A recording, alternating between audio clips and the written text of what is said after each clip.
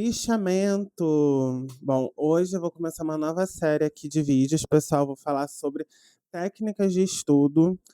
E o fichamento, para mim, assim, é algo maravilhoso. Eu super adoro fazer meus fichamentos. Eu acho uma das técnicas mais interessantes dentre todas elas, né, que eu tenho. Para mim, sempre funciona muito bem, porque quando eu falo em fichamento, eu estou falando de listar tópicos mais importantes do texto, só que muitas pessoas têm dificuldades, porque elas não fazem assim não tem uma preparação para isso, né? E eu vou tentar aqui organizar para vocês mais ou menos como eu faço. Eu não tenho nenhum material para mostrar, mas acho que descrevendo vocês já vão entender como eu faço. Porque eu acho que cada um tem uma técnica. Tem pessoas que, por exemplo, pegam um tópico e botam ali, citações de um texto ou fazem um mini resumo de um parágrafo ou de uma página. Eu prefiro sempre coletar, partes do texto propriamente dito, fazendo uma espécie de grande resumo, sabe, só que não é bem um grande resumo. Na verdade, eu coleto muitas citações.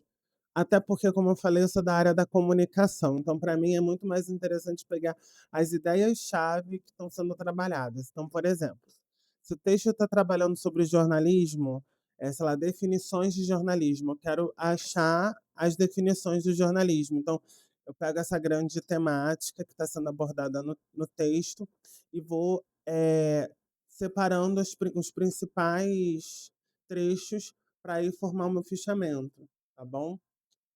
Esse seria o grande resumo, mas eu vou explicar detalhadamente na versão completa desse vídeo.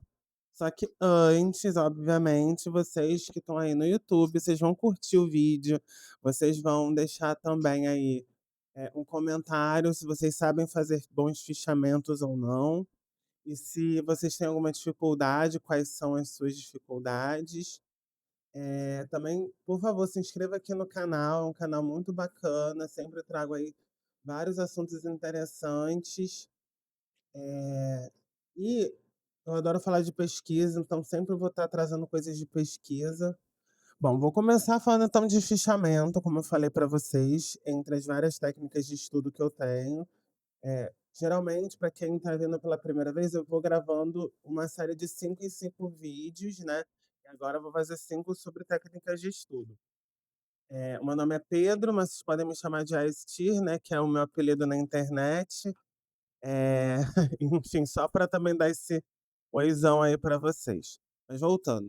O fichamento é, para mim, a técnica suprema para organizar a minha cabeça, porque é quando eu consigo entender realmente sobre o que se trata o texto.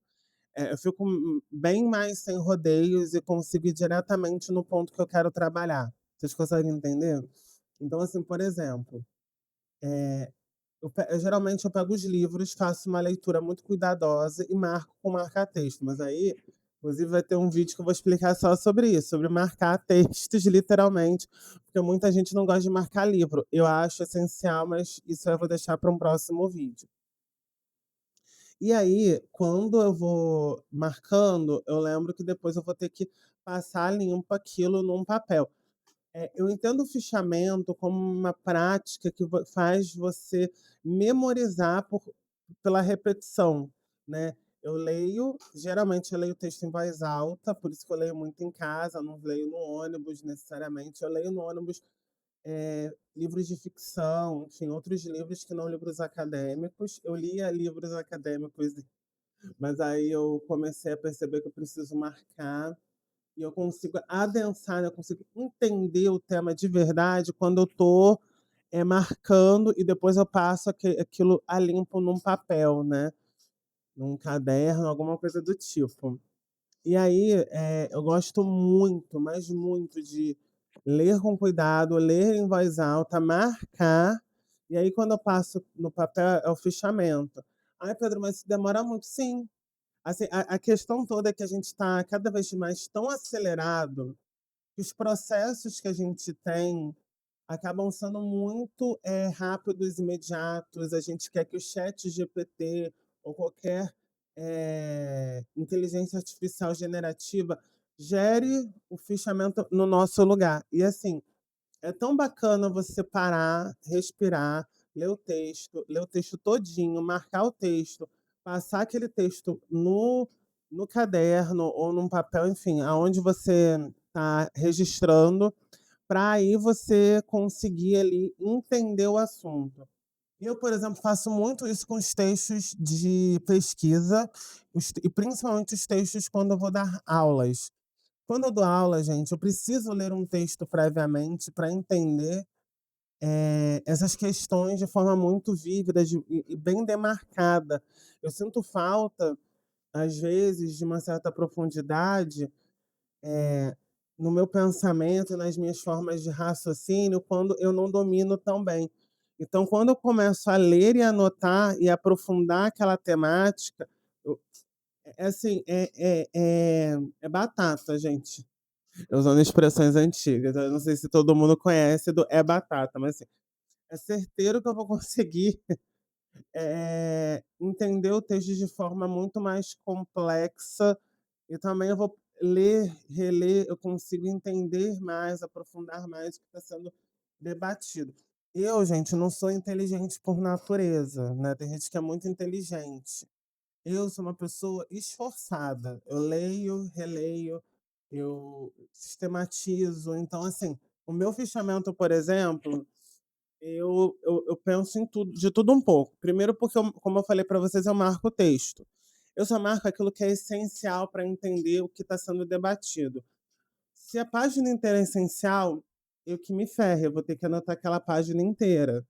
É o que acontece algumas vezes, mas tem vezes que não tem nada muito importante, assim, você tem a ideia geral muito bem detalhada, você pode criar esquemas também nesse fichamento, né? Tem gente que faz esquemas de mapa mental. Eu odeio mapa mental, para mim não resolve nenhum problema, para mim cria problemas, porque o que acontece?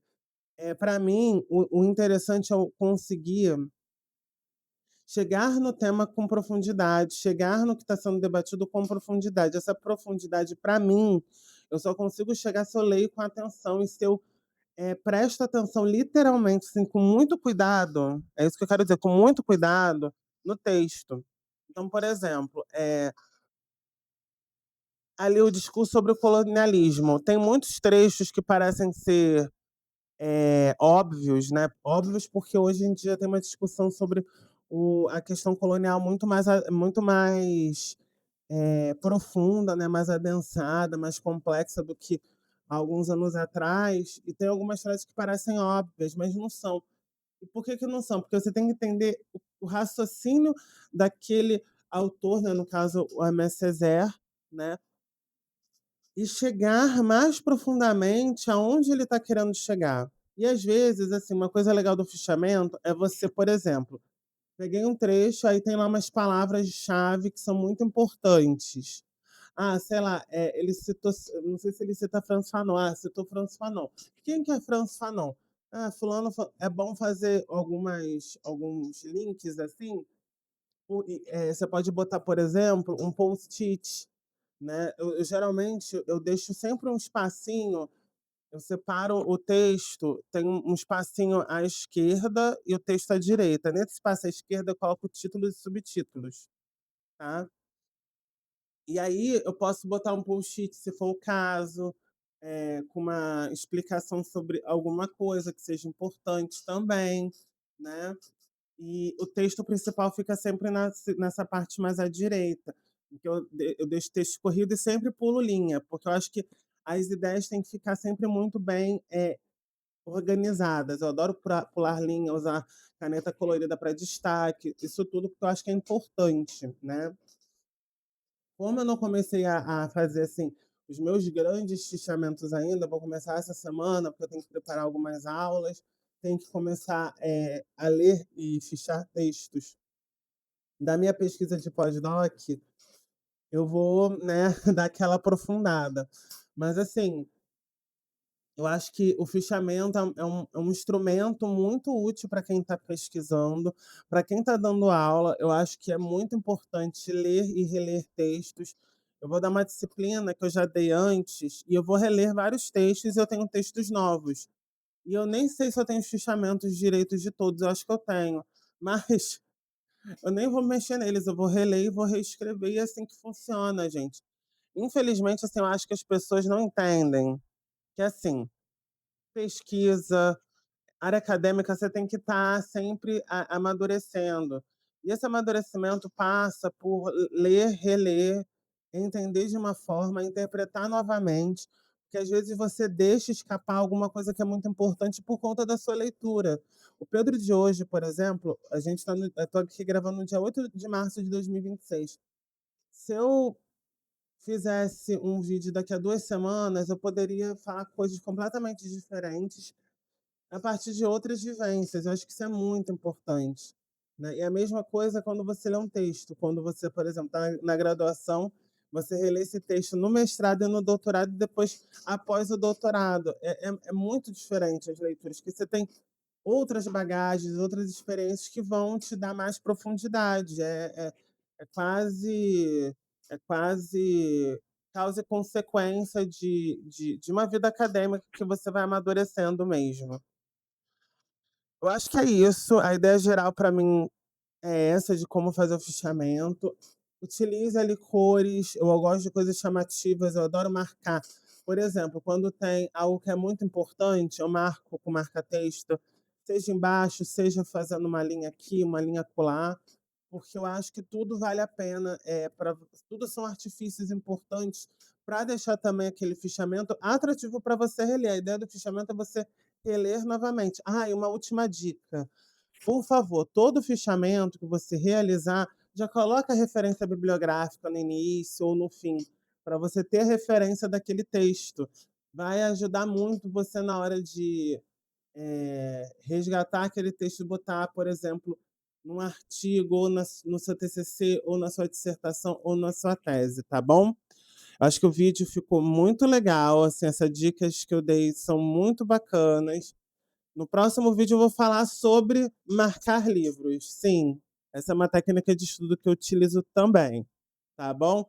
Fiquem bem e até a próxima. Tchau, tchau.